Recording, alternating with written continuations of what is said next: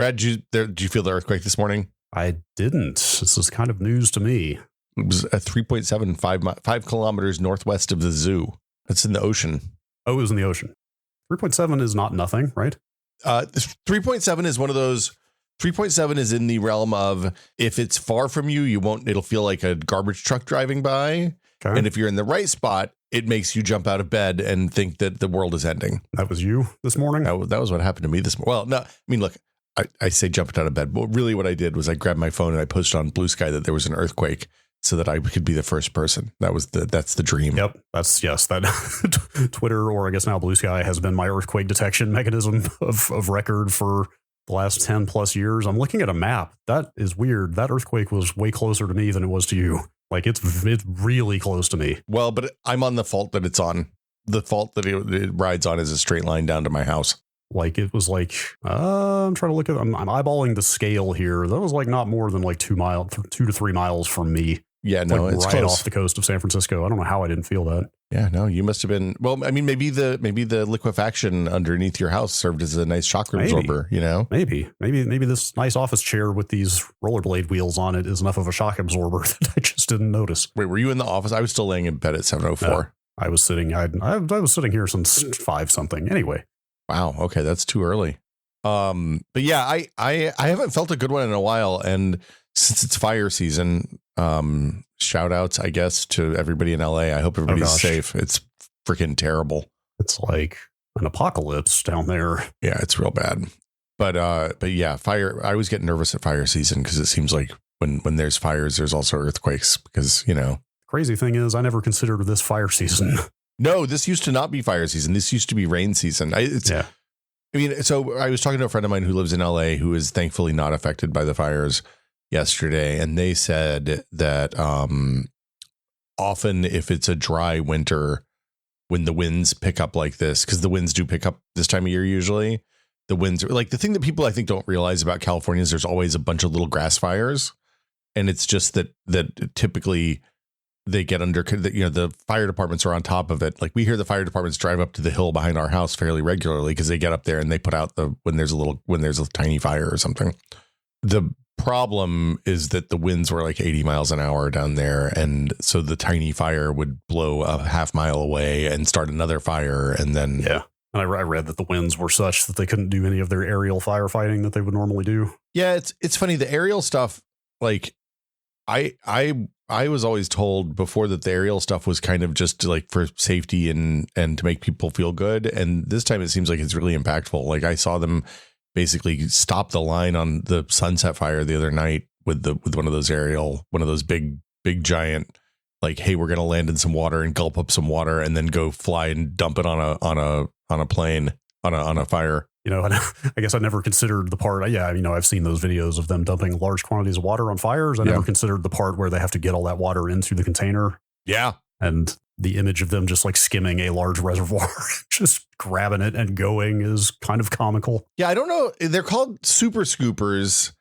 I don't know if I assume it says it's scooping up to 1,600 gallons of ocean water. Wait, it's ocean water? It says ocean water. I would have assumed that salt water was maybe not the best thing. Of course, it's not like they're trying to grow crops in the places that they are dumping the water, I guess. But yeah, I assume it has to land. I assume it doesn't just I assume it's not just, oh, hey, here's a video. This is incredible. OK, so this is the CL415 Super Scooper. Now the Bombardier 415, I guess, the Canadair. Yes. Because those apparently are all the same companies now. But so it's a turboprop plane. It lands on water. It kind of goes not like flying speeds, but fastish and scoops up water from the water source. It can mix it with chemical foam if desired. Mm-hmm. And then it can it can go dump it on a fire without having to return to the base.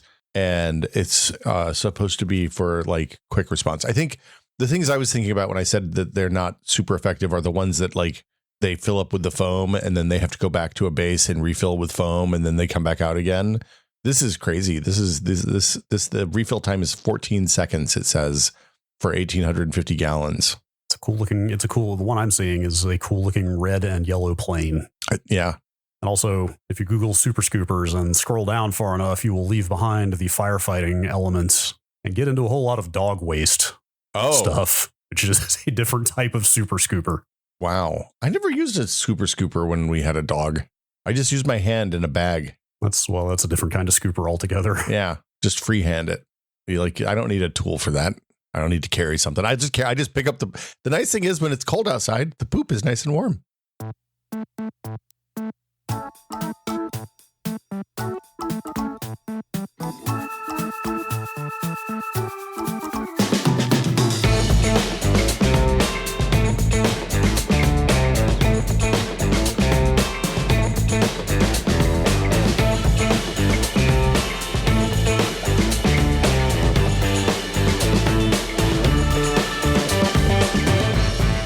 Welcome to Brad and Will Made a Tech Pod. I'm Will.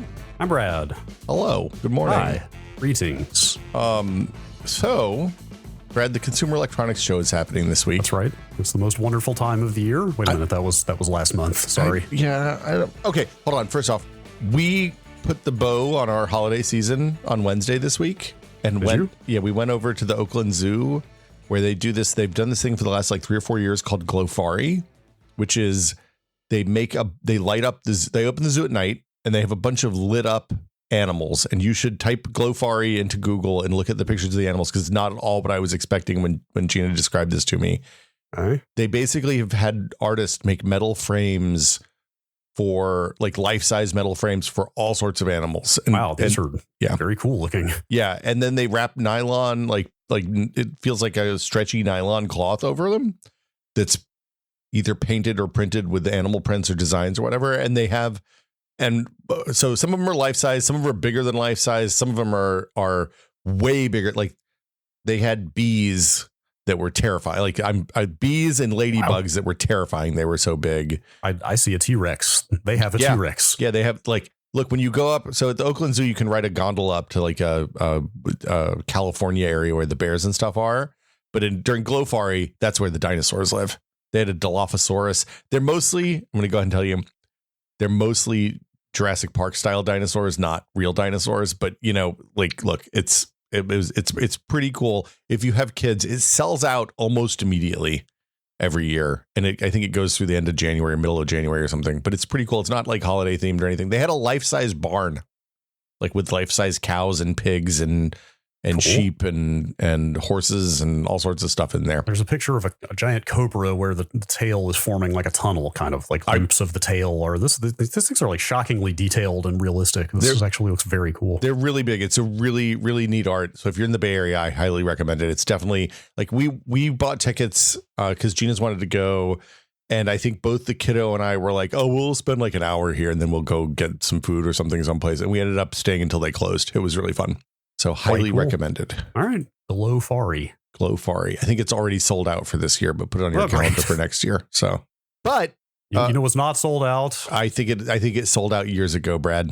Yeah. Okay. That's fair. That's looking at the offering this year, the number of AI powered dryers and washing machines and fridges and stuff. I think you might be right. Look, I hate to say it. I really like our internet connected washing machine and dryer. But that's mainly because they live in our garage. So we can't hear the buzzer from inside the house. Well, what if you had machine learning customizing your spin cycle? No, I'm good. Okay. I don't need that. That seems useless. I saw. Right. Okay. Well, so we're going to talk about CES. There's some computer stuff that was announced that was interesting.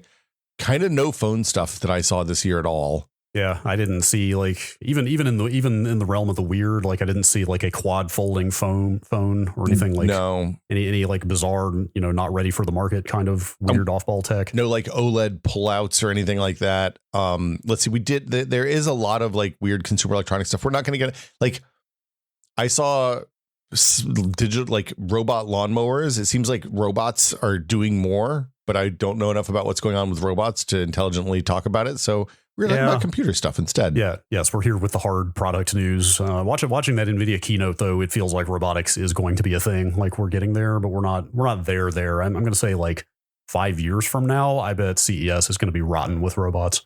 I mean, I think so. it looked like CS was pretty rotten with robots this year, but whether they're robots you're actually going to buy or just look at it at a trade show and go, oh, that's kind of neat. Well, that's what I mean. Yeah. Like we're gonna hit the critical mass where like products are going to start coming out, and like you're going to start seeing things out okay. Let me put it this way: in the same way that I am seeing Waymos, and apparently it's Zooks, not Zooks. Yeah, according to they Jensen said Huang. Zook when Jensen said Zook. Anyway, the same way that I am seeing Waymos and Zookses just on the road everywhere now. Like those are automated cars, to be clear, without drivers. Robot cars, right? Some might say. Right. What I mean is like we're going to go from seeing robots on stages at keynotes to just like you're going to walk out your door someday and be like, oh, that's a robot. I was talking to a friend who works with robot. He does machine vision and robot stuff, and he was like, "Look, we're a little bit off right now, but in a few years you're gonna be able to buy a robot that'll fold all your clothes. Like you don't just put a pile of clothes next to it, and it folds them all up for you, and then you just have to jam them in your drawer." It's kind of alarming, maybe a little bit. Look, I'm gonna go ahead and tell you, I am of all the household chores that I don't like. The folding of the clothes is the one that I would pay a robot to do for me. Oh, extreme saying. I'm the same way. I don't know why. I hate putting things up. I prefer, like, if I had my choice, if I could either choose to load the dishwasher or empty the dishwasher, wash the clothes, or fold and put away the clothes, I'm always picking the front end one. I'm always picking the take all the dirty stuff and shovel it in and run a thing. So I like unloading the dishwasher, but only if I loaded it. Sure. Because like okay, I yes. segregate all my silverware, so I can just grab a whole pile of silverware at once and then put it in the slot. I have started, when I load the dishwasher, I've started stacking the little small saucers in the right order so that I can just like grab all of them in my hands and they're already in the right stack. Yeah. I want to palm like 5 dishes and get them right up on the shelf. And but anyway, not yet. We're not there yet. I hate folding clothes though. So please give me a clothes folding robot internet. Same. Well, okay. I don't want a clothes folding. I don't think I will ever want a robot to do household chores, but you say that now. We'll see. But when you come over to my house and I'm like, hey, check this shit out. And I just take a nicely folded pile of clothes and I unfold them and chuck them in front of the robot. And it's like, thank you, sir. May I please have another? And then folds my clothes. What about when that robot turns on you?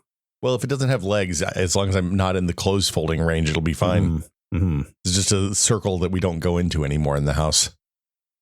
Okay, so let's talk about the stuff that was actually interesting. Like, oddly, there was a period of time there where CES was a place where nothing got announced and nothing interesting happened except for maybe some laptops and TVs.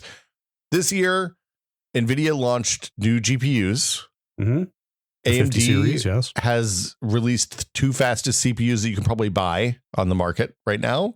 Not yet, but March. Or at least for games. For games, yeah. For games and creation, actually. I like that. That was the one place where Arrow Lake really was competitive, was in productivity stuff.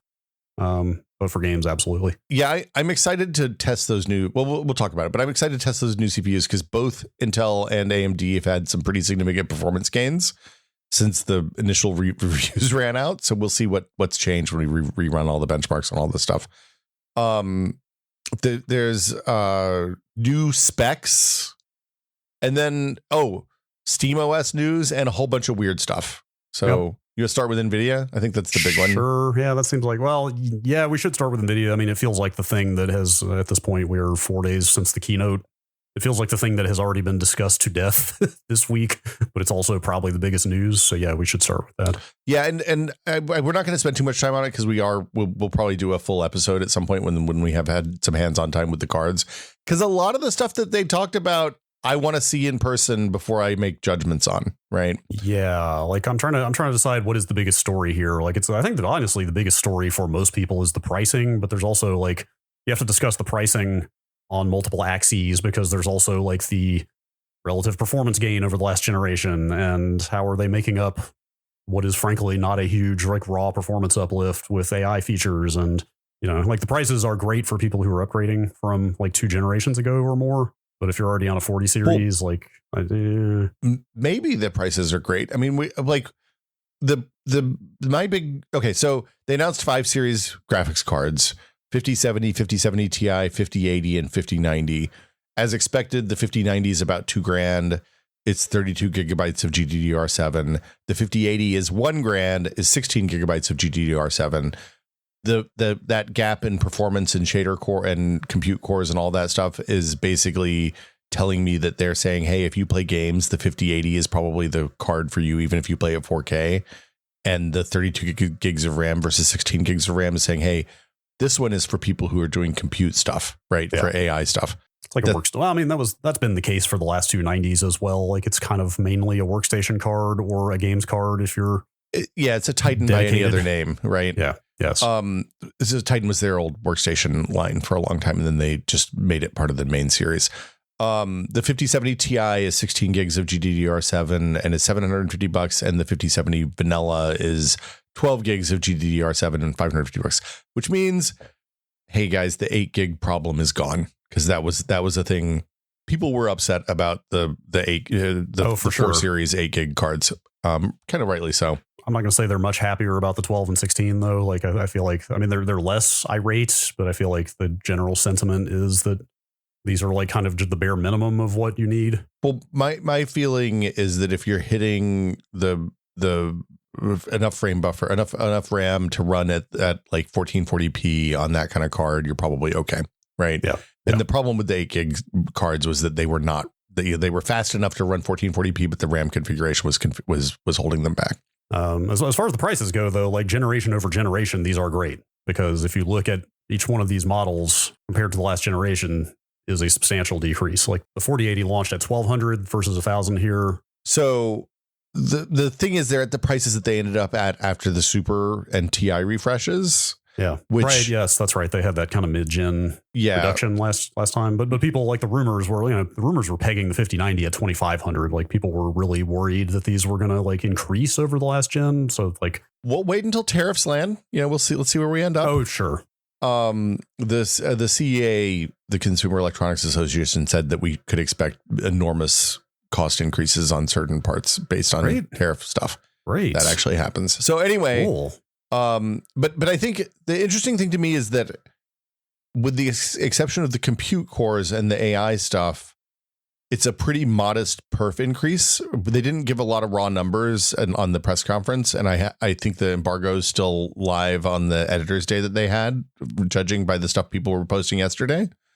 But it's like, so we don't know what the actual baseline frame rate sorts. They were comparing 4 series same card to 5 series same card on their charts, and then they were doing a multiplier of 1x, 2x, 3x. And with all of their new bells and whistles turned on, they were, seeing 2x plus performance increases across the board. Yeah, I mean, asterisk. Yes. Like I streamed that keynote with you, and I will confess to like getting kind of taken in when he came out with the first comparison. Like when he first unveiled the first card, he was like, the 5070 is twice as fast as the 4090, and I was like, wow. That sounds really good, Brad. And they did not put an asterisk on their slide, but there is a massive one, which is, hey, you need like all of the DLSS 4 features enabled in order to get those kinds of numbers. And are those features all going to be palatable to you? TBD. Yeah. So the thing that became clear is they showed, let's see, Far Cry 6 was one of the numbers they gave, which looked like about a 25 or 30% uplift without DLSS. It's not a DLSS game, and they were just showing with ray tracing on. From the same equivalent last gen card, you mean? From the same equivalent last gen card. So like from a 4070 to a 5070, yeah, 20 to 30%. Yeah. And I'm saying 20 to 30% because literally we're eyeballing the height of the pixels on the bar, because there were no gradations. Right. The AI stuff that we're talking about here is the DLSS 4 feature set, which there's a whole bunch of stuff in there. Some of it is part of DLSS 4. Some of it is just stuff that they're doing outside of DLSS, I believe. But the big thing to me was multi-frame frame gem. So they take one rendered frame and then they extrapolate out the next 3 frames using the machine learning stuff. And they pair that with a latency, a new version of NVIDIA Reflex that reduces latency in each frame by 75%, by doing some like last second perspective warping, almost like we did with VR stuff. But then they're filling in the unrendered pixels with more machine learning. So yeah, so like, I mean, if you're used to frame generation on the 4D cards, this is that, but more, to be clear. Well, the 75% latency reduction would solve most of my problems with frame gen on the NVIDIA cards. Yeah, I think. I can't remember where I read this. It might have been Digital Foundry. like I said, this is all tentative. Like this is everybody is for the most part, everybody is just speculating based on the limited information Nvidia put out. So like all of this could change, but I think it was DF or somebody in that category who was basically saying like even with the latency reductions, there's still overall going to be a tiny increase in latency with this new multi-frame gen over. The point is, if you already didn't like the latency in single frame gen, I don't think this is going to change your mind. I mean, this is firmly in the category of things I want to see. Yeah, because it's highly skeptical. Yeah, you can't. Oddly, you can't benchmark this really because it's about on the 4090. It's like floatiness. So weirdly, when I played frame gen games that I turned on frame gen and played with the controller, I was fine. When I played the same games with the mouse and keyboard, I wasn't, because the 1-to-1 motion. I think it's because the acceleration of the sticks as you get closer to the edges masks the floatiness. Yeah, I could see that. And on the mouse, you don't have anything. There's nothing between you and the pixel to pixel movement. Right. So anyway, yeah, I want to see what it feels like with a mouse and keyboard. That's going to be my test, I think, for this. Right. And all of their performance claims being a 2x faster part are based on using multi-frame frame gen on DLSS 4, which, just to be clear, a fairly limited number of titles are going to support at launch. I think it was like 50, which is it's a big number for a new API, but it's not, you're not going to play your 5-year-old game and get frame gen there for frame gen. Yeah, I think they said 75 games, but like what subset of the features are each of those games going to use? TBD, like probably not the whole battery. My guess. Well, okay. So the other thing about DLSS 4 is most of it is backwards compatible with 4 series cards, except for the multi-frame frame gen stuff. Right. So not only are you not looking at a massive raw performance uplift, also you're getting almost all the features except for the multi-frame gen, which maybe is suspect to begin with if you've got a 40 card. So like the impetus to upgrade if you're on the previous gen is pretty small, it seems like. But again, with these prices, if you're on a 30 or even especially like a 20 card, this is pretty good news. Yeah, I think the big thing is, hey, we've got upgrades. Like if you've been waiting to see what happens after the 4 series, now, hey, your time is there if you're on the high end. Totally. I mean, the last thing that's worth mentioning is that the other big difference between the 5080 and the 5090 is that the memory bus bandwidth is way. It's a double width memory bus on the 5090. So that means you're transferring twice as much data per clock cycle on the big card as you are on the second biggest card. So it goes from 256 bits to 512 bits. It's a little bit of a bummer to me that I believe it was the case that the 4080 was faster than the 3090. I was kind of hoping that would be the case again here. That was basically the case, and they did not achieve that this time, and that's kind of sad. But anyway, I think it will be the case if you turn on all the DLSS 4 features, Brad. It will, but yeah. The other big jump is the number of tensor of ray tracing cores. So it goes from 171 to 318, which is where your AI math happens. Anyway, so that's it for NVIDIA pretty much. They also released announced a small, I think is it DGX? Is that what they're... DGX1 was the name of that rack-mounted like AI crunching, I don't know, not even a workstation, right? Kind of like a server node, I guess. Yeah, it's like a thing you put in your rack and then you log into remotely and have it do, you can do training and stuff on it if you're doing machine learning stuff. So they announced Project Digits, which is basically an Apple not Apple TV, more like a Mac Mini, like Mac Mini form factor style version of that. Did they come out and say, hey, this equals the same performance, or were they just saying it's kind of in the ballpark? I went back and watched that part of the keynote again because we talked about that at the time. There were no performance claims as part of that. Like he didn't say it's the same. He implied strongly that it was equivalent to the rack mounted DGX1 or whichever one they showed. I don't know enough about those to identify them visually. Yeah, granted that rack mounted thing is years old, so I guess it's conceivable that they would be able to equal that in a tiny form factor at this point. Yeah, I think the DGX1 was like mid last decade, I want to say. It's Pascal. That would be 2080. Is that right? Pascal was a 1080 series. Yeah. So yeah, that actually is pretty conceivable. I mean, this is ARM based. Actually, like I don't really care about the AI research stuff. Like, it is what it is. This thing's $3,000, by the way. So like, it runs Linux. You're going to pay $3,000 and use it for like AI research and compute and development stuff. Like, that's what it's for. The thing that's really interesting about it to me is their talk about the CPU in it. First of all, watching this presentation made me finally understand what Grace is in the NVIDIA parlance, which is that it's the CPU part of this hardware. Because if you've looked at their recent past like data center AI stuff, you've seen Grace Hopper as a term. Yeah. They have a bunch of AI. They have a bunch of ARM cores embedded in the chip. So that's the thing. Like that. This is what made me understand that finally, because I believe this is Grace Blackwell now, right? And so I had assumed Grace Hopper was a single product name, but in fact, that's basically the CPU plus the GPU slash AI for the data center chips. Stuff. That makes sense. Yeah. And so basically what all this seems like it's a prelude to is that they are probably going to start making their own ARM CPUs at some point soon, or they kind of are now with this. But he talked about it on the presentation. They are making the Grace part of it, the ARM core part of it, the CPU, with in conjunction with MediaTek, which is a company that like mostly like my TV has a MediaTek ARM CPU in it. Like you mostly MediaTek may be way bigger than I realize, but like I mostly see them referenced in like embedded ARM CPU applications.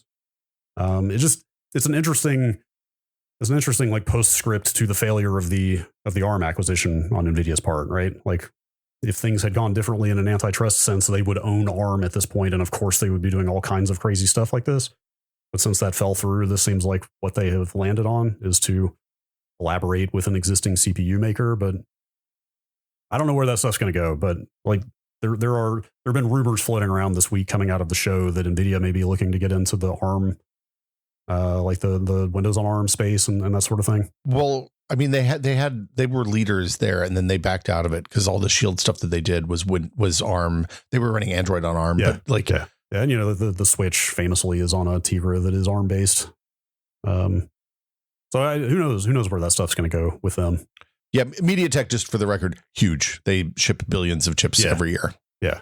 Like they're one of those companies that like makes the stuff you've never heard of and is in literally everything. Should we talk about AMD a little bit? Yeah, it doesn't seem like there's a ton to talk about. So they rolled out dual CCD X3D Vcache chips was the big thing. The 16 core, the new version of the thing I had last year. The 12 and 16 core, still only Vcache on one of the CCDs. The CCDs are the compute dies, so either 6 or 8 cores. They're both clocked the same this time, which I think is new. Wait, both CCDs are clocked the same? No. Both the 16, the 12 and the 16 core versions are both clocked the same. Got it. Because the thing that happens on these split CCD with Vcache on one thing is that you can run the non-Vcache die at a higher clock. Yeah, and that's still the case, but apparently the gap is a little bit narrower because this time the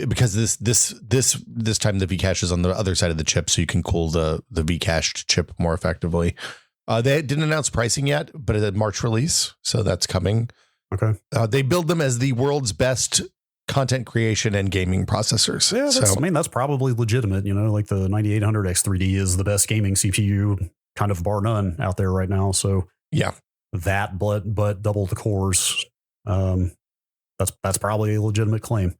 I wonder how they'll work though. You know, like I guess this is their second stab at this split CCD thing now. So hopefully the scheduling in Windows continues to improve to work better on those things. I honestly in the let's see, how long did I have that? Like thing? 6 or 8 months. Yeah, it was like kind of April to November, I think, is how long I used that thing. I never really had issues with it, like with the core parking, you know, with the we're going to turn off half the cores while you play a game thing. We got to make sure all the threads stay on the same CCD, or you'll get micro stuttering. Like I don't remember really ever having issues with that, but I know some people have. The Windows scheduler has seen some pretty significant improvements. I know that the changes that came out last year had an impact on the dual CCD parts too. If you're brave enough to install 24H2, then you're hopefully, I guess you'll get those improvements, even though it'll ruin the rest of your Windows install apparently. Well, I've been running. It's fine. Yeah, it's situational. Like Vinny is having all kinds of problems, and also like you see like stories like every couple weeks, I think at this point, like Canon just put out a note last week, I think, that like most of their printers are having issues. Oh boy. On 24H2. It broke a lot of stuff. It seems like It's not obviously not universal. Not everybody has problems with any one thing, but a lot of people are having problems with 24H2. Yeah, when you install it. But anyway, no Radeon announcements, oddly. But speaking of the X3D, Frank Azor addressed the 9800 X3D shortages.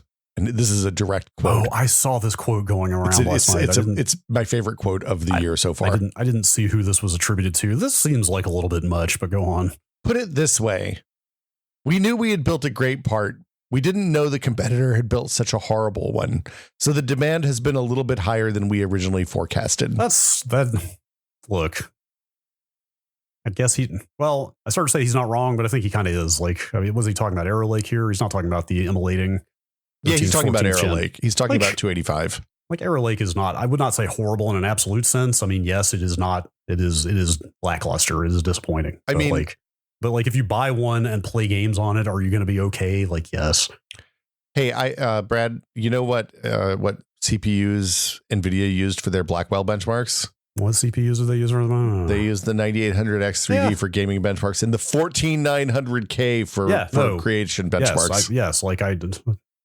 Slower than last gen on any axis is not good. I'm not going to lie, but horrible implies like it's broken or doesn't work right. Well, but I think they didn't expect to own 100% of the gamer market is the thing. Fine. Yeah. That's fine. I just look, AMD's making a lot of great stuff. This is a bit lacking in class, to be perfectly honest. Look, man, there's a certain high road you can take while you're on top. And both be on top and also look like you deserve to be on top. Yeah, no matter how good their parts are, AMD is still going to be the scrappy underdog for a good 10 years. So yeah, I'm thinking back to like early Ryzen or even pre-Ryzen, particularly like AMD was in the toilet.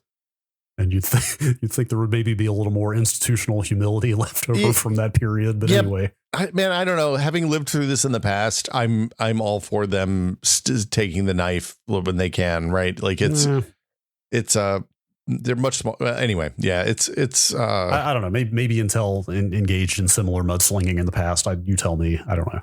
Well, I've just seen them do this thing where they had the dominant part for 2 generations or two cycles, and then they blew it, right? And so it's nice to see them like being excited about the thing that they made.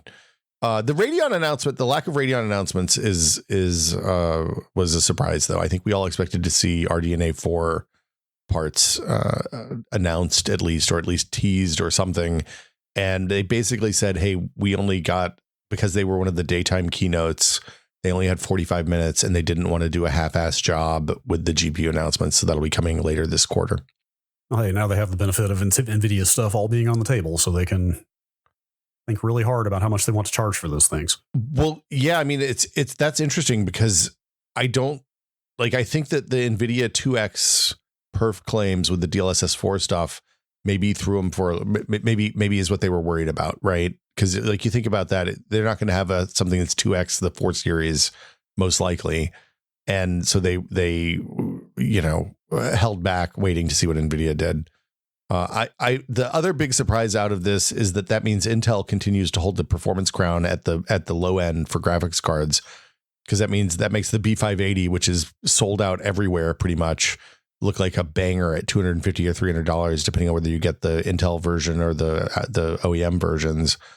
And then we'll talk about the other stuff they talked about in a minute. The last thing is Strix Halo, which is the AMD like mobile workstation gaming laptop version of the AI Ryzen AI that launched last summer. Wait, hang on. Yeah, I don't think I've heard the name Ryzen AI. That's what the mobile chips are called. That's just an APU? It's an APU, yeah. Is that just what they are now calling their APUs? They call them that because they have an NPU and they're Copilot certified. I definitely understand the marketing impetus. Like that's the way the whole damn industry is going. I just want to make sure like there's nothing to distinguish this other than an NPU. Otherwise, it is just the all-in-one chip they've been making for years. Yeah. So the Max Plus is the workstation version of that.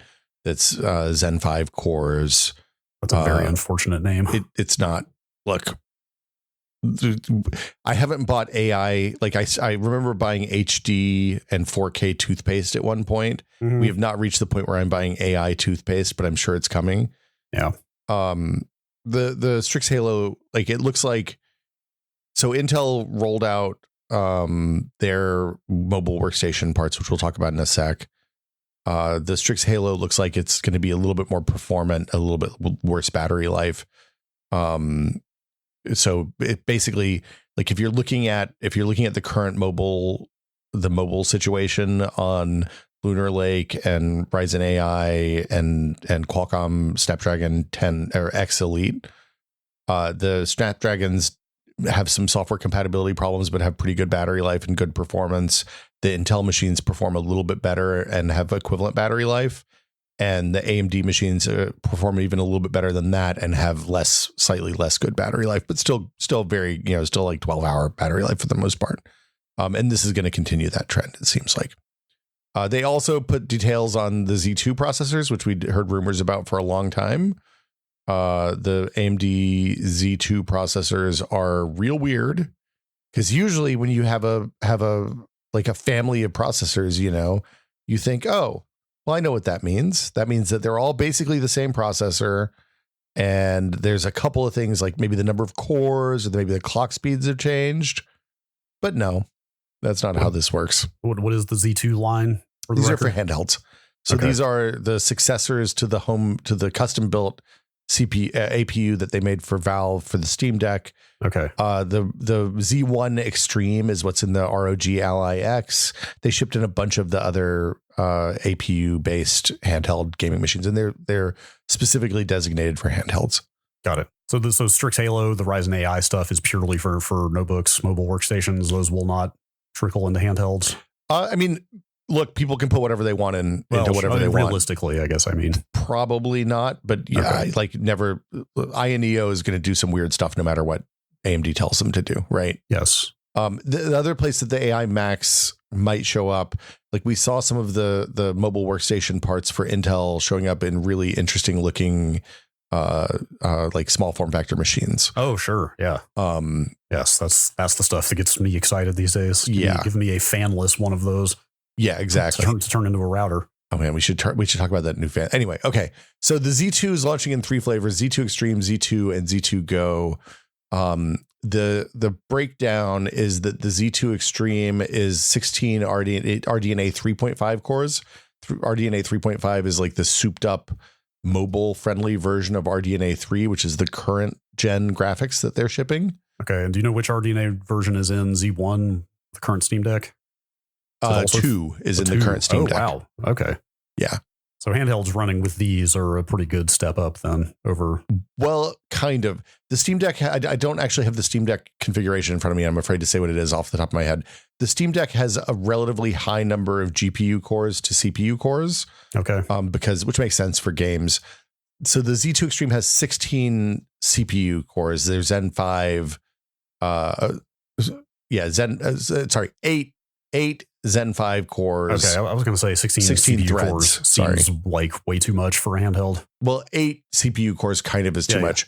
But they do a neat thing where they have 3 high perf cores and 5 smaller efficiency cores. Oh, that's right. AMD is this their first heterogeneous? I don't know about that, but Okay. it is. Because I think I had seen sometime like last year, I think they were basically ramping up for whatever their first one would be. We're talking big little cores to be clear, like performance versus efficiency, but yeah, this is probably close to their first one of those. And it's interesting because it makes sense in this context, which is, hey, we're going to use this thing to play games exclusively. Yeah, because like most games are 3 to 4 cores max these days. Yeah, I think you probably kind of have to have 8 at this point because that's what the consoles have and are going to have from now on. So like if you really want to try to make sure that you can go toe to toe with console ports, like that's probably a good idea. Well, okay. So it's funny you say that because the Z2 vanilla, the Ryzen Z2 is, so there's a little bit of an unclarity. AMD has 2 different things on their websites about what the number of CPU cores in the Z2. It looks to me like it's a new rev of what was previously called the Z1 Extreme, the chip that's in the ROG Ally. It's got the same 4 Zen Core cores we think. It could, like I said, one part of their site says it has 8 cores, one part of their site says it has 4 cores. When I talked to folks at PC World, they were pretty sure in the briefing they said 4 cores, but they weren't 100%, and they didn't talk about this in the keynote. But it's got the same Zen 4 CPU cores paired with 12 RDNA 3 GPU cores, which is a fine configuration. Like the Ally is among the best of the non-Steam Deck handhelds, I think. And then the Ryzen Z2 Go is 4 Zen 3 CPU cores. So this is like 5,000 series equivalent. Wait, they're mixing CPU architectures in the same product line? Yeah, that's weird. Dude, it's wild. And then 12 RDNA 2 based GPU cores. So the thing you lose going from RDNA 3 to RDNA 2 is stuff like frame gen and things like that. But like upscaling and that other stuff will work on the RDNA 2 cores. So okay, here's my question. Yeah. There was a quote from Valve. I forget. I think it may have been Pierre-Luc Griffet like a year or two ago when some outlet was asking him about, hey, when's the Steam Deck 2 happening? And the quote was essentially like, we're in no hurry. We're waiting for like significant perf increases in what's available in hardware before we think about a rev like that. Is there any sense that something in this line could represent the increase they were looking for? Well, it's funny you ask that because AMD had a picture of the Steam Deck next to the Z2 Go on the slide. And Go is the middle one or the bottom one? The bottom one. Oh. So that's the cheap one. Okay. And Pierre-Luc got on Blue Sky immediately after that and said, there is and will be no Z2 Steam Deck. Guessing the slide was meant to say the series is meant for products like that, not announcing anything specific. Okay. Look, sometimes I appreciate a company like Valve that can 100% call its own shots and nobody can tell them what to do, and the candor that comes from that. Uh-huh. You know what I mean? Yep. It helps that they're empowered to just talk to the public when they need to. Yeah. So that's AMD, I think. That's right. Everything we got there. Cool. I think the highlight, honestly, I mean, I'm excited about 9950X3D. I probably am going to more cores seems nice. Yeah. But that Frank Azor statement about the 9800X3D availability is a banger. So good job, Frank. Mm-hmm. Sure. And then Intel, this is going to be short. Intel announced mobile workstation parts, Arrow Lake Mobile, for people who need more than 32 gigs of RAM and more compute than Lunar Lake can do. Oh, is Lunar Lake limited to 32 gig? Yeah, Lunar Lake, the RAM is attached to the package. That's right. So that's right. 32 gigs is the max on Lunar Lake. Got it. And so workstation gaming laptops will be Arrow Lake Mobile. Interestingly, not a Copilot Plus part because it has the Meteor Lake NPU in it. So it's only like 16 tops. Judging by the number of times people mentioned Copilot Plus features at CES, I don't think anybody's going to care. Yep, this is the fastest we've gone from, hey, this is a potential Centrino system seller to no one gives a shit that I've ever seen. Yep. I think the ship has sailed on that feature set. Michelle, who did the keynote, who led the keynote for Intel, said is she one of the co-CEOs currently? She's the co-CEO. Okay. She's the one that isn't the CFO and is doing product stuff. I was going to say she came from product, right? Yeah. Michelle Johnson House. I think I can't remember her last name. Fingers crossed that the person from product wins the race over the person from finance. I mean, I think they need to form like Voltron together to make the one thing that can save Intel at this point. The Arc B70, which is the step down P570. Sorry, yeah, she said B70, and it's stuck in my head now. The B570 is coming later in January. She said. That's another Battle Mage part. It's another Battle Mage part. It'll be probably a little bit less performant because the current one is the B580. But yeah, anyway, so that's out. Demand seems like a good sign for those. They've been sold out since they basically shipped. So, if you have a 2060 or 1060 and you're looking at, hey, I can't play any of the modern games or ray tracing is bad. When we tested at 1080 when we did our Battle Mage review. And the big thing for us wasn't that the performance wasn't like the average frame rate for the 1080 was fine. But the weird thing was the variance and the minimum 1% frames, the slowest 1% frames were wildly slower than any other card we tested, probably because nobody's optimizing drivers as much for the 1080 anymore. Yeah, I don't want to get into it. There's been a bunch of FUD on social media about those cards the last few weeks or pretty recently that the Battle Mage cards are extremely CPU bound. It depends on, so that and resize bar. So if your system is old enough that it doesn't support resize bar, you're going to have performance problems, which is also true for everything from, I think, the 3 series on the Nvidia side. Okay. Yeah. Like, to be clear, it does not seem like a big deal. It was just a certain segment of tech tube. Yeah. Whipping up drama about something. But for what it's worth, if you BIOS update, like my 9 series Intel machine has a resize bar that you can flip on, but I had to update the BIOS to get the feature unveiled.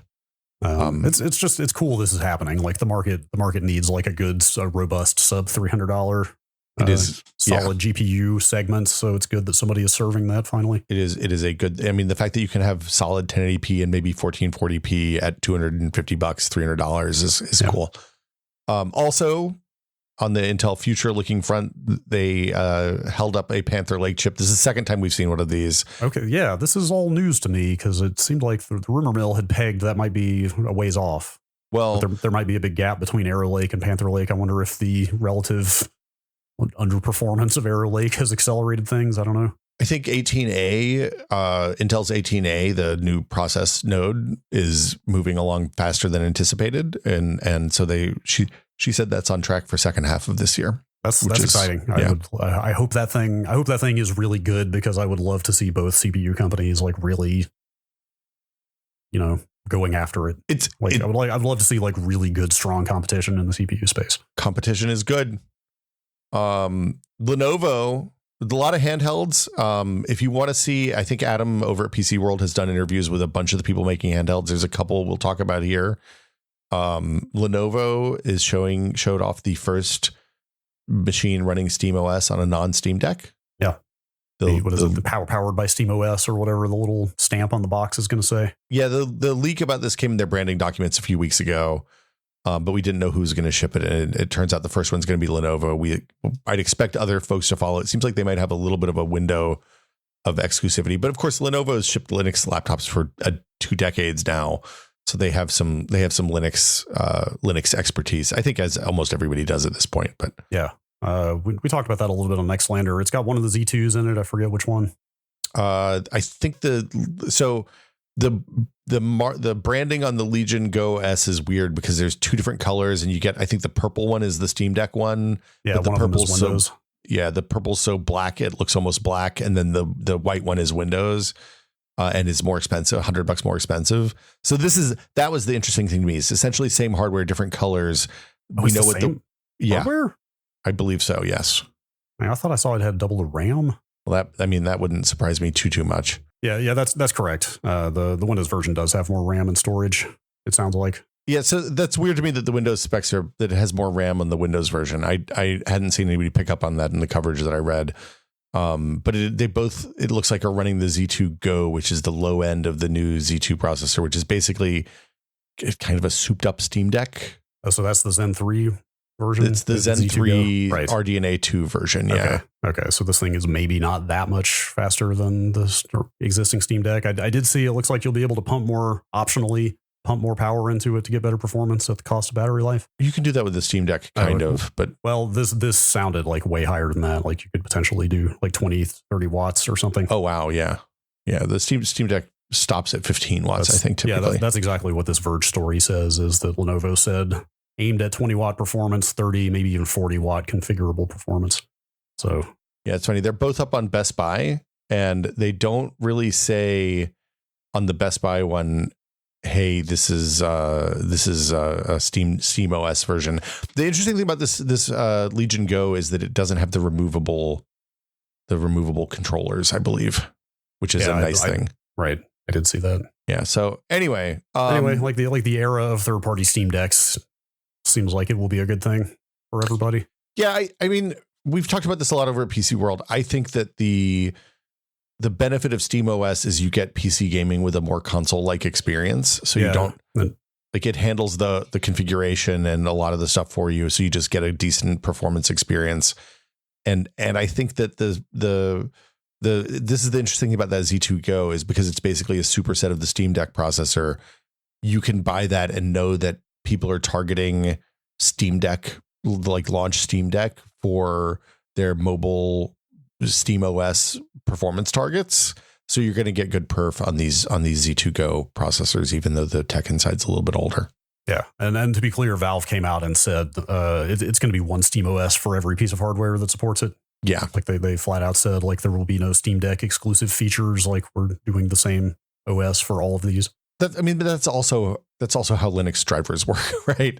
So they can have a monolithic image and they'll just know what the difference is. They'll detect what resolution the machines ship. Yeah. Well, if it's a different APU, it's probably going to need different drivers and different shaders. Like that's like precompiled shaders is a huge one. For example, like you will absolutely need different shaders for other hardware configurations. Yeah. The precompiled shaders is the big deal. Maybe this would be nice. Maybe Valve will start caching compiled shaders for all potential hardware configurations across desktop and mobile. That's a that's a tall order, but at least for every one of these handhelds seems doable. Speaking of other handhelds, Acer rolled out the Blaze 11. Yeah, is that gigantic, like horrifyingly huge handheld I keep seeing photos of? The 11 denotes an 11-inch handheld screen. That is big. It is. I think they had the press photos that they released of this had a person who looked like they had very large hands, and this still looks like it's like the size of a steering wheel, basically. Does that have detachable controllers? I think I saw. I can't tell from the picture. I do not think so. I think it's the Legion Go as you're thinking about the other Lenovo, which has detachable controllers. Having tested that Legion Go, the detachable controllers were not a good thing. So this is a 2560 by 1600 IPS display, 120 hertz refresh rate. It kind of reminds me of that. Remember that Dreamcast controller with the keyboard in the middle that you got for typing of the dead? Yep. Very reminiscent of that, but with a screen where the keyboard went. Seems like a high resolution to have to drive in a handheld. Yeah, well, it has Radeon 780M mobile graphics in it. It's not an APU. Oh, so this is more like a decent laptop without a keyboard rather than a oversized Steam Deck. Yeah, I think so. Well, I'm sure somebody's into that. I was looking to see if I could find a picture of somebody holding up a Steam Deck next to it to see what it looked like, but I couldn't find one, unfortunately. So yeah. What else we got, Brad? Should we talk about the Switch 2 leaks? Did somebody do something stupid like have a Switch 2 case on the floor of CES? Speaking of people holding handhelds up next to other handhelds, ooh. Genki, the Switch accessory manufacturer, Genki, which I didn't realize this until after this leak happened and I looked into it. Do you remember when we talked about the covert dock for the Switch that I have like 4 years ago at this point? Yeah. Which is basically a tiny little, it's a charging brick. It looks like it's a black standard wall wart charging brick. Yeah. But also has USB-C and HDMI in it because it's a Switch dock as well. Like it's just a charging brick that you can use as a portable Switch dock. It's an awesome concept. It's them. Yeah. They make a bunch of weird Switch stuff. Like they made a cool forward looking little piece of like high Switch technology a few years ago that I think is really cool. And now here they are with controller add-ons at CES, just like blowing the doors off exactly what the Switch 2 looks like. Like they brought a mock-up prototype of it to show how their like shell and controller accessory stuff fits on. Wow. And it's just like, there's the Switch 2. I mean, it's not functional. It's not the real thing, but it sure does confirm like basically every leak about the size of that thing and where the ports are and the fact that it's got an extra USB-C port on the top and all of it. And the magnetic Joy-Con attachment. Like with the posts. Yeah, I don't remember what kind of magnetism that is. It's not electromagnets. It's something else. It's like smart magnets. It's that really exotic. Well, I mean, we haven't gotten the real thing. These were all from the rumors. I mean, iFixit will have to tear the thing down once it's out to confirm probably, but it's that really exotic new type of magnetism where you basically run a current through the magnet once. Oh, you don't have to supply constant current like an electromagnet. I don't know what that's called. It's like you can turn the magnets on and off, basically. But yes, but it's not going to like drain battery to keep the controllers connected is the point. So like, that sounds cool. it seems like this confirms all those leaks about that stuff. It's just a weird thing to do when you're a partner. When you're a part, I don't know if there's some kind of licensed partner. I don't know if they care about blowback from Nintendo, but to basically bring a non-functional Switch 2 Inform to CES before the announcement seems like somebody's going to get shot. Yeah, it seems like the kind of thing that would get your hardware partner upset with you, but I don't know for sure. But I don't know if those accessories are licensed that they make, so maybe they don't care. I mean, yeah, maybe they're just running free. You know what is licensed though, Brad? What is that? HDMI 2.2. Yeah, they announced that spec. It's it's a little meh. I mean, yes and no. I mean, the doubling the bandwidth, always good. It's meh in the sense that nobody needs any of this right now, but like the numbers are pretty impressive. It doubles the bandwidth from HDMI 2.1 from 48 to 96 gigabits per second. Yep, that's good. I had to dig a little bit to find out what that means in practical terms of resolutions and refreshes and so forth. It's a lot more than I thought. Nothing practical for anyone that's listening to this podcast in 2025. Like, to be clear, like somebody on the Discord, like right after this got announced, was like, "Oh my god, I literally just ran HDMI 2.1 cables in my walls yesterday." You're fine. You're fine. You're going to be fine for probably 20 years. What 2.2 does now is 4K at up to 480 hertz. Yeah. 8K at up to 240 hertz. Yeah. 10K at 120 hertz. Yeah. Which I don't know if 10K is even an actual like 10K is like, so 5K is like a wider 4K. Right. That's 10K is wider 8K. Right. So like 10K is not even, it's just kind of another half step up. It's not even like an official full next thing. Yeah. But it's mostly for like medical imaging and large scale signage and stuff like that, from what I could tell. I pulled this quote from the press release that kind of makes more sense. Improves demanding data intensive applications such as AR, VR, and MR, spatial reality, and light field displays, various commercial applications such as large scale digital signage, medical imaging, and machine vision. So not really consumer looking. So I did a video about this over at PC World, and the one thing that I thought was interesting is the latency indication protocol, aka LIP.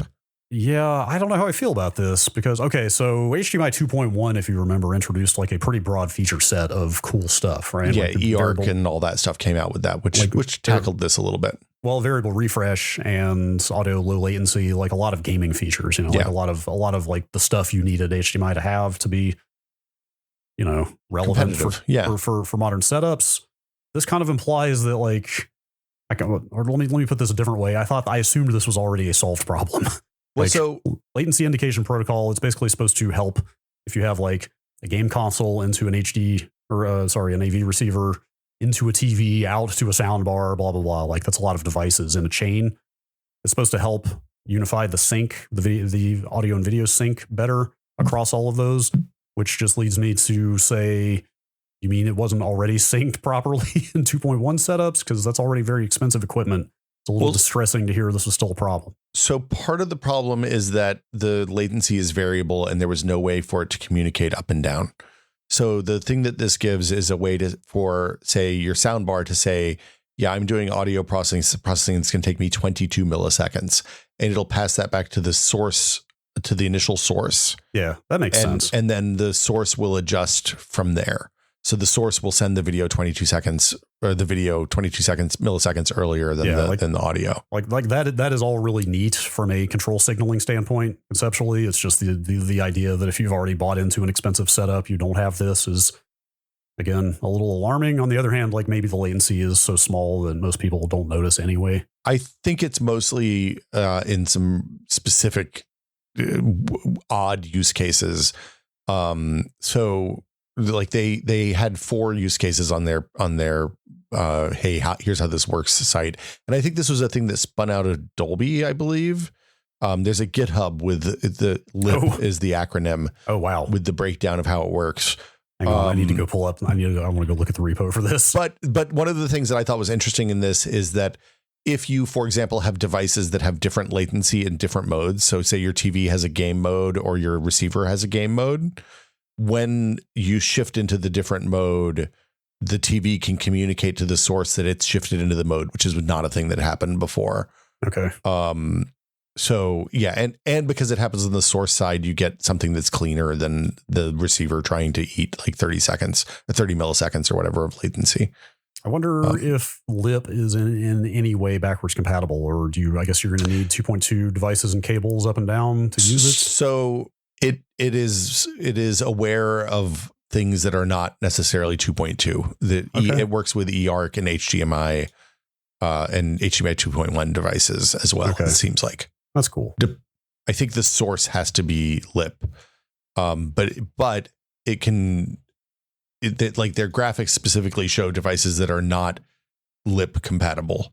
Okay, interacting with it. So right, anyway, that seems promising. Yeah, but it's a small upgrade. But yeah, it's a small feature set increase also in general. Like 2.1 brought so many improvements and specific features, like I said, for modern AV setups, and this is just kind of like a little more. It's a pretty modest upgrade compared to 2.1. Look, we can't all be HDMI 2.1. Speaking of DisplayPort 2.1B, the smallest upgrade. Seems like longer cables. Hey man, it's not even just longer cables, it's longer multi-channel cables. So if you have an 80 gigabit per second cable right now, and you're like, you know what, this cable can only be 1 meter. An 80 gigabit cable in this case is 4 20 gigabit per second channels. Okay. If you have one of those and you're like, I wish it was more than a meter, because it turns out a meter won't work with my standing desk. It's not long enough. It's like 3 feet-ish. Yeah, 3 feet-ish. Now the DP80LL cables will be available with DisplayPort 2.1B, which deliver 4 20 gigabit per second channels over 3 meters, which is just under 10 feet. That's a lot. That's pretty good. That's okay. Yeah. Those are active cables, I believe. That means there's probably extra power running in there. Yeah, it is active cables. And it doesn't really change anything with the single channel 20 gigabit cables. Yeah, like effectively DisplayPort is not changing with this new spec increase. Like it's not something most people need to worry about. Yeah, it seems like this is like docks and stuff like that, maybe. I can't imagine. The GeForce 5000 series supports the new spec is the first thing. The reason they announced it is because it's the first design win. The Blackwell chips are the first design win for this, I believe. Are they 2.2 as well? HDMI I do not know what HDMI spec they are. I don't think they said. Okay. I didn't. Okay. Also, didn't jump out. Those cards are PCI Express 5, right? Yeah, they are PCIe 5. That's the first GeForce generation to be 5. Not that it really matters that much. Yeah, it turns out we're not really saturating the PCI Express bus with anything but SSDs right now. Yeah. Okay, so now you want to do speed round? We got like some weird stuff here at the bottom. Yep. I threw a few things in here. I did not do a ton of research on these. This is more just kind of conversation starters. I saw very high refresh monitors are becoming more common. Like above 400 hertz. Like 480 hertz is becoming like relatively common. Like multiple manufacturers are putting out monitors like that now. I saw one at 500, and there was one from a company I have not heard of that was only a 1080p screen, to be clear, at 750 hertz. Wow. And before like 3 weeks ago, I could not have cared about monitors that reach 400 or 500 hertz. And then that Blurbusters CRT beam simulator shader came out. Have we talked about that at all?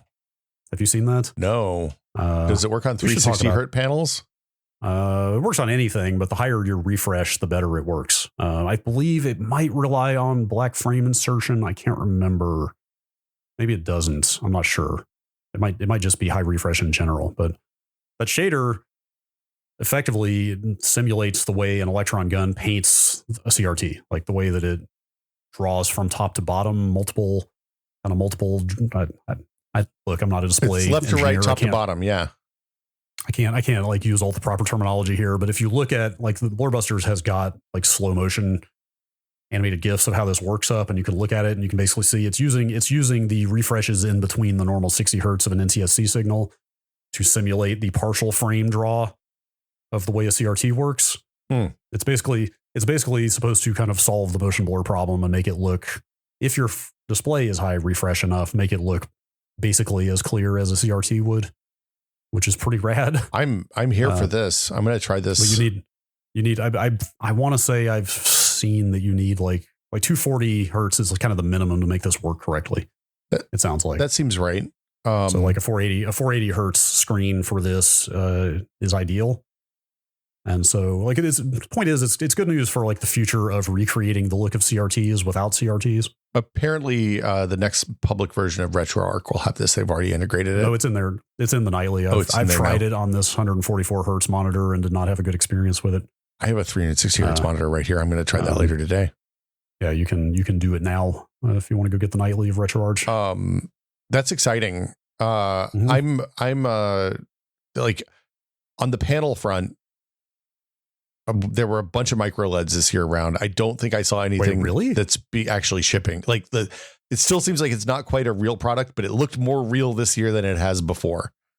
Wow, Hisense is the first company to put out a micro LED? No. Really? There were other micro LEDs. Like, okay, so this is one of those ones that they make these TVs and they're going to sell like 8 of them.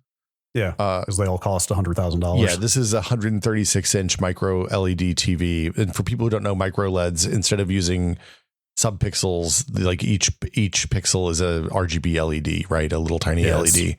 It's similar to OLED without the organic compounds, basically. Like it's kind of the advantages of OLED without the downsides of the degrading pixels over time. Although I'm sure no screen technology in history has ever come to market without revealing some downsides of its own. So we'll see. But it sounds like this is definitely supposed to be an improvement on OLED. We've been talking about micro LED for years. Yeah, so we've reached the point now where they're making giant, oversized versions and threatening to actually sell them. That seems like good news because that's always the prelude to like sensible actual consumer TVs happening. So the Hisense one, I believe, is a 136-inch TV. I think that's what the 136 in the product name means. The press release and their website for it don't actually say how big it is, because if you have to ask, you like, I guess you can't afford it or your house isn't big enough or something. I don't know. This thing is very bright. Well, I mean, that's the benefit of micro LED is that it should be insanely bright compared to your normal backlit LCD TV. Yeah, or well, no, actually the current like mini LEDs, LCD TVs are super bright. They are way brighter than OLED. Like that's been OLED's biggest downside besides the image degrading over time is that OLED really struggles to reach significant brightness to the point that they're doing like lensing, like light focusing coatings on screens to try to increase the brightness of OLED and stuff. They're doing all kinds of tricks there. Panasonic's trick that they announced where they're doing 2 OLED screens on top of each other. Oh, is that what's in that Panasonic TV? I had not seen that. Well, anyway, this micro LED TV from Hisense gets to 10,000 nits, which is insane. I think my current Hisense, which is a mini LED, is like, I'd have to double check. It's definitely nowhere near 10,000. It's in the low thousands nits, I believe, and it's very, very bright. So 10,000 nits is quite a lot. Yeah, I mean, Jeff, okay, yes, 1,500. Sorry, I just wanted to confirm. My TV is 1,500 nits. Yeah, and it is at max brightness. It is kind of too bright to look at. So to give point of reference, the iPhone 15, which you use outside, 15 Pro is 2,000 nits. Yeah. So you can use your 136-inch TV outside in the summertime. Right. So if shipping micro LED TVs are hitting 10,000 nits, that seems like a very good thing. Like, and to be clear, like as I understand it, at least a high peak brightness is really useful, even if that sounds like eye-searingly bright, because when you like try to brighten the entire frame, you can't go anywhere near as bright full frame as you can in tiny little spots. You know. Yeah. I assume a higher peak brightness is good for full frame brightness as well as like tiny little HDR highlight areas, if that makes sense. I just want to see the 136-inch big TV, Brad. Yeah, well, that's cool. It's very good news that micro LED is happening finally. Yeah, it's been a while. It's been a while since we had a new one. God, yeah, it's been since the late teens, I think, the mid to late teens. The micro LED has been discussed. So for it to be finally reaching the market is cool. That makes this Panasonic OLED way less exciting.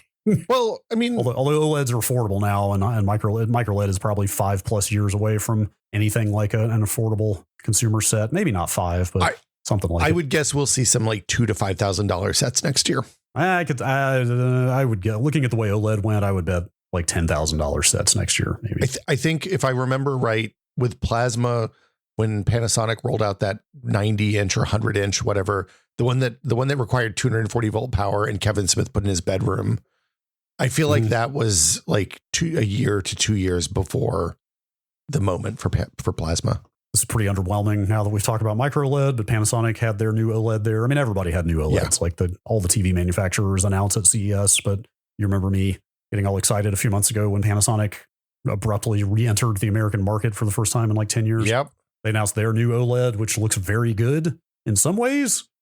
What I've written here is new Panasonic OLED monkey's paw. Yeah, that seems right. Because it's apparently it is brighter than last year's flagship LG, which I don't know if you probably don't follow TVs obsessively, but the high-end LGs last year had way higher brightness than even the mid-range ones last year. Yeah. Like it was a special feature at the top end of LG's stuff last year. So for Panasonic to be out with an OLED that is brighter than LG's best from last year is a pretty big deal. It's two OLEDs in one, though, Brad. I did not know they were using 2 OLED panels to achieve that. That's interesting. The stuff that was monkey paw for me is that they have crammed an entire Dolby Atmos speaker setup into that TV. So it's a thick which boy? apparently has made it very thick, which like I've been on the record repeatedly. I want a TV with no speakers. Like just give me a monitor. Give me a 77-inch monitor. I'm going to say the other day I thought my receiver had finally crapped out and I was like, oh man, I'm going to have to go to Best Buy tomorrow and get a thing because my TV doesn't have speakers in it. Mm-hmm. So there are moments when I've been excited to have speakers in my TV. They're few and far between. I guess it's nice to have a fallback, but I don't know. I just look, I wish there was both, like it'd be fine for people who want that, but I would prefer a thinner and cheaper TV without a ridiculous audio setup crammed into it. It's just not the place for big speakers you don't need in the it. TV. Yeah. No. The other thing, and we knew this from last year, but they are still running Amazon Fire TV as their OS. No, thank you. Which I don't love based on Amazon's general trajectory, not to mention the people who use it in TVs. Like TV reviewers generally seem to cite Fire TV as a negative when it's built into the TV. Like I think Roku and Fire are both a negative for me at this point, honestly. Yeah, I mean, I can't say I've had a great experience with Google TV in this Hisense either. I mean, the solution is always spend $150 on an Apple TV and just don't connect to the internet. But yeah, which ironically, it's not spending the money on an Apple TV or similar device that bothers me. It's the burning an HDMI port. Yeah, that's true.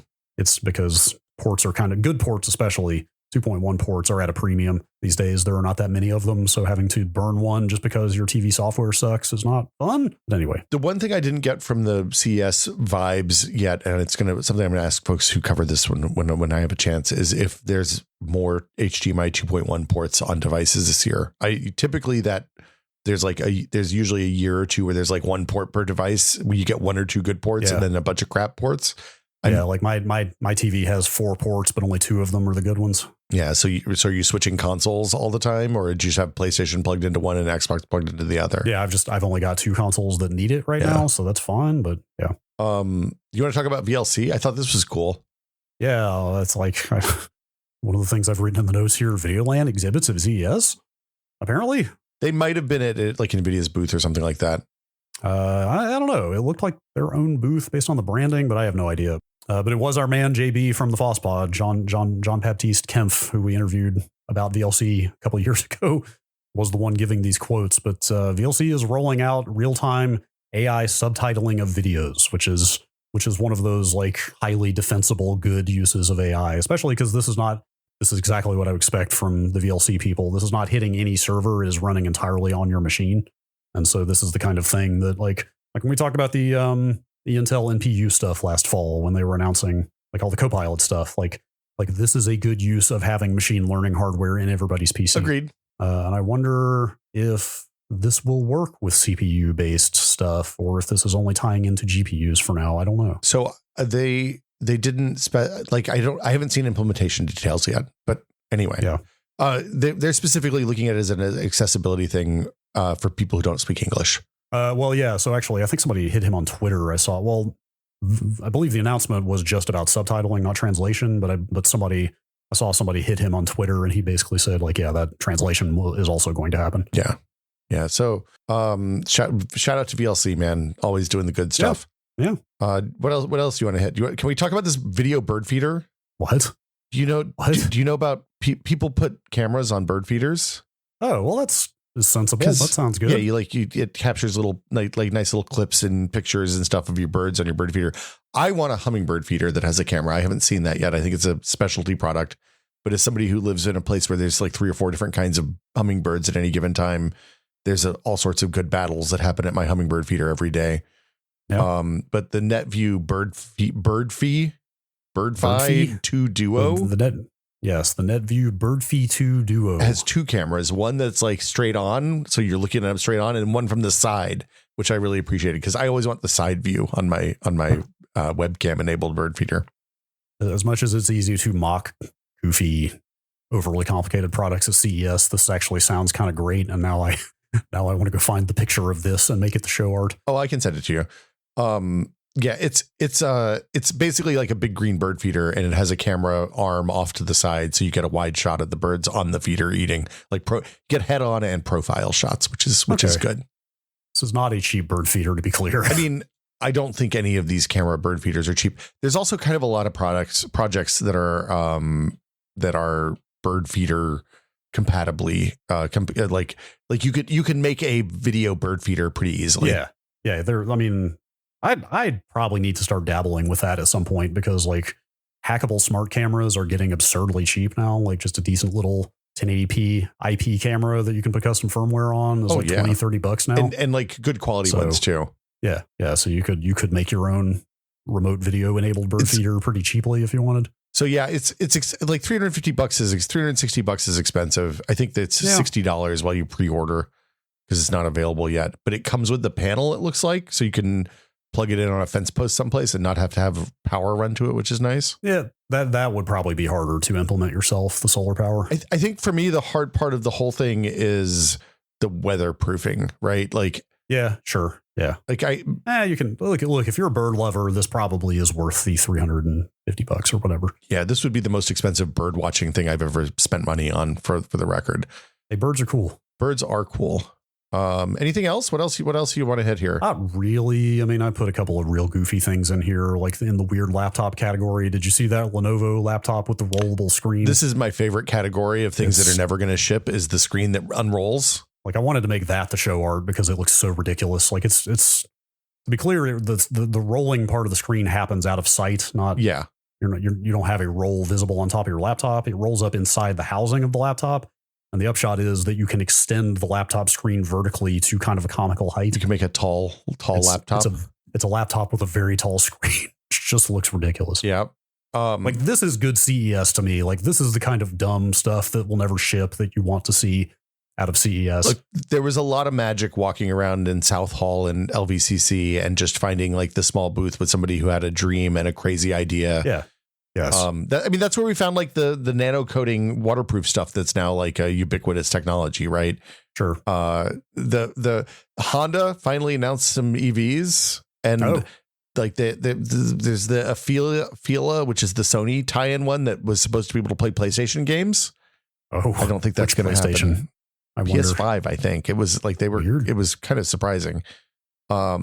They also had concept cars. So those are actually going to ship this year. They say you can pre-order them apparently, but I don't think you should. Yeah, that when we've talked about EVs off and on the show in the past, it always seemed crazy to me that Honda was not in that market. So it seems like a big deal that they are now. Well, and the stuff they've shipped so far has been like GM rebadges basically, or they buy GM powertrains and then put their own cars on top of them. The Honda Zero series looks like concept cars. They look like they look kind of like the Audis that they made for iRobot. They look like wedges, and they're coming in 2026 supposedly. But my guess is we're going to see like a Plymouth Prowler type to PT Cruiser type redesign on the concept to what actually ships. Boy, this 2026 Afila 1 starts at $89,900. That seems expensive, Brad. That's pretty expensive. Also, it looks like something out of a mid 2010s sci-fi reboot. Yep. Like it looks like something out of that RoboCop reboot or something. Yeah, or something that like what's his name would drive in the terminal. Wait, what's the movie with the aliens on Mars? There's quite a few Arnold ones.